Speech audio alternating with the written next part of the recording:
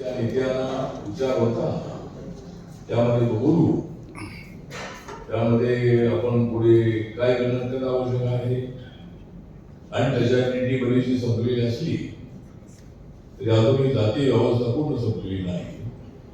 आज जे खेड्यापाड्यातल्या दलितांमध्ये अत्याचार होत आहे ते अत्याचार होऊ नये यासाठी सुद्धा सर्वांनी प्रयत्न करण्यात आवश्यक आहे. सामाजिक सरोवर निर्माण करण्यात आवश्यक आहे.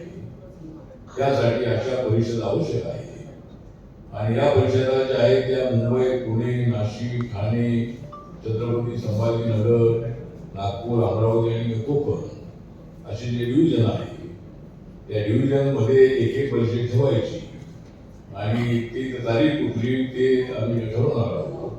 पण या डिव्हिजन मध्ये एक परिषद घ्यायची असं ठरलेलं आहे. त्यानंतर 14वे सत्याग्रह शताब्दी निमित्त राज्यभर एक समता परिवर्तन यात्रा अशा पद्धतीची यात्रा माझ्या उपस्थितीमध्ये आणि माझ्या सर्व स्टेट कमिटीच्या नेत्यांच्या उपस्थितीमध्ये काढण्याचं ठरवलेलं आहे.